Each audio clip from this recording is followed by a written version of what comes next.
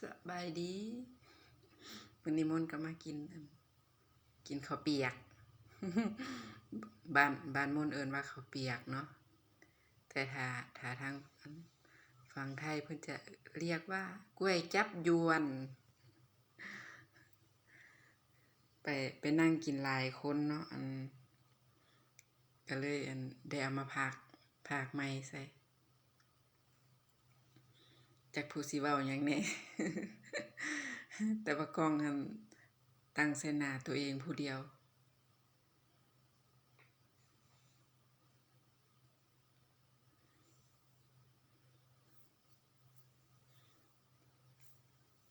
กินผักมักผักเด้ผักสลัดกินกับข้าวเปียกแซ่บมักขนาดแต่ว่าปรุงบ่เผ็ดเนาะเพราะว่ามนต์บ่กินเผ็ด ปรุงเรียบร้อยแล้วตอนปรุงบ่ได้ตั้งกล้องมาตั้งกล้องเอาตอนกินเลย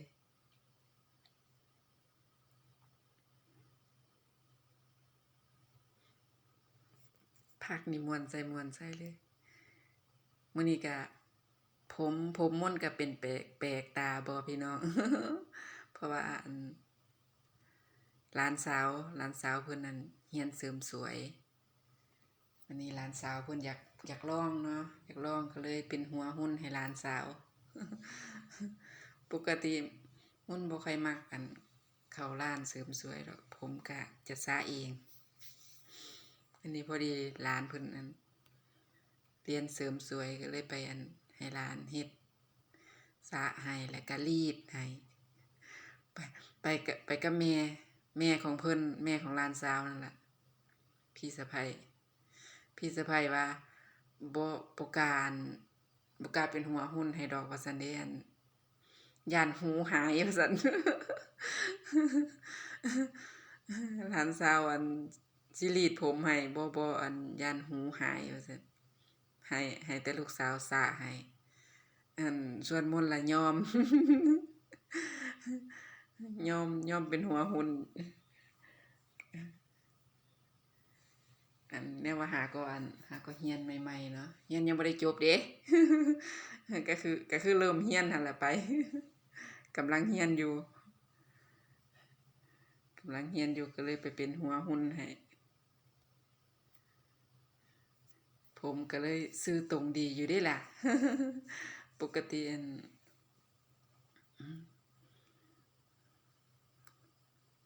ผมมนต์ก็เป็นคนหัวหยองเนาะหัวอยากผมหยอง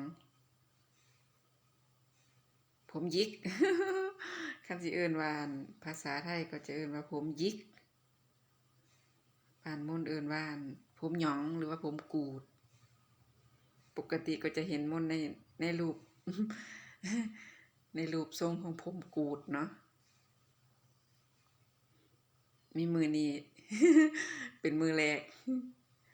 ที่เห็นหน้ามนต์เป็นเห็นผมมนต์เป็นซื่อตรงดี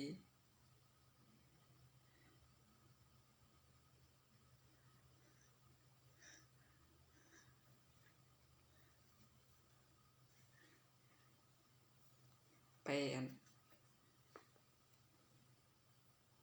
ไปงานขึ้นบ้านใหม่น้องชายพุ่นเด้นี่ ตั้งแต่งานขึ้นบ้านใหม่พุ่นไปน้องชายเพิ่นน้องสะใภ้เพิ่นมีร้านเสริมสวยแต่วันนี้ลูกของพี่ชายไปเรียนเสริมสวยนำหั้นนะก็เลยพากันจัดหนักเฮ็ดเล่นกันไป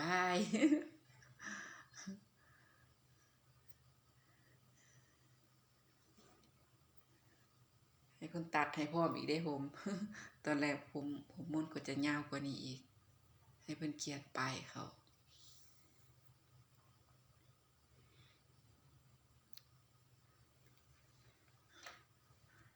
อ่านซาวว่าตัดออกซ้ำใด มนต์ก็บอกว่าเอาที่สบายใจ หลานสาวว่าเอาคันเอาที่สบายใจสิตัดอันเป็นผมบ๊อบให้เลยได้นี่ซั่นว้ายบ่เอาบ่เอา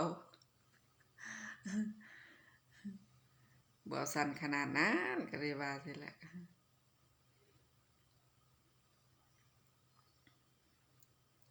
ก็เลยอันได้ซ้ำนี้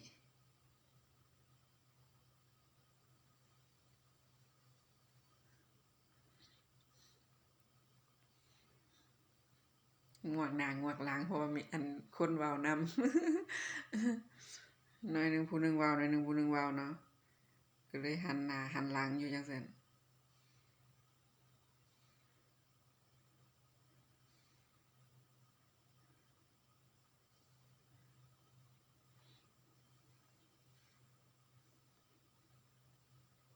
ไปกินอยู่อันอยู่ร้านขายข้าวเปียกพุ่นเด้บ่แม่นกินอยู่เรือนเด้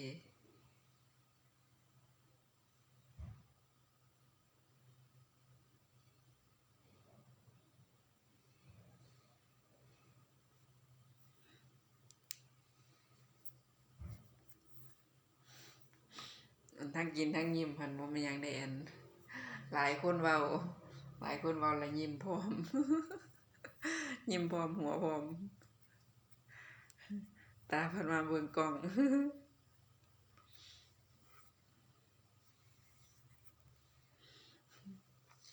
หลายคนเว้าเนาะก็เลยอันหัวไปนำหมู่พร้อมเด้ซั่น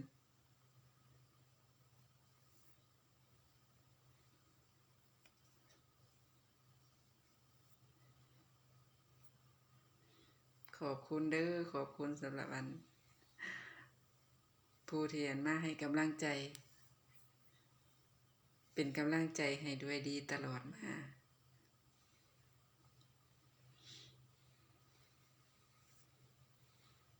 มันก็ห่างหายไปโดนเนาะบ่ได้ลงคลิป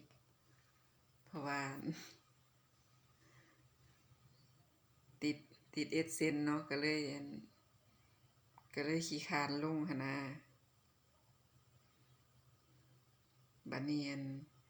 แก้ AdSense ได้แล้ว อันเพิ่นเปิดตัว Ad ให้แล้วเนาะก็เลยมาลงคลิปนี้ก็ถ่ายไว้ตั้งแต่ก่อนสงกรานต์พุ่นล่ะ แต่ว่าบ่ยอมเอาลงเด้ บ่ยอมเอาลงเด้จนได้ตัว Ad จังค่อยมาตัดต่อมาพากย์เสียงใส่เอาลง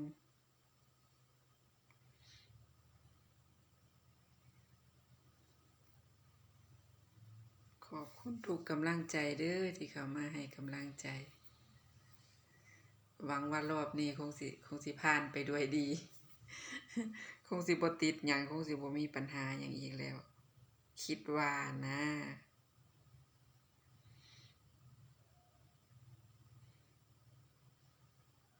ขอบคุณทุกกำลังใจที่มาให้กำลังใจ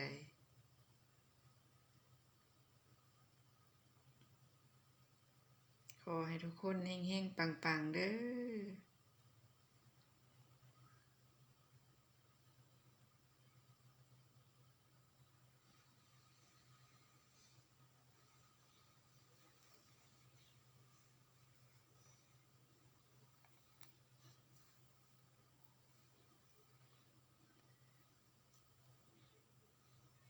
ฮ้อนเด้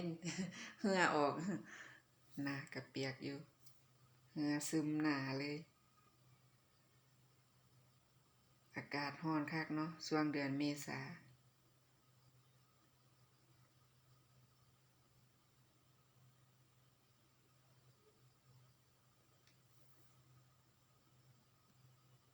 คลิปนี้เอาไว้ส่ำนี้ก่อนเด้อ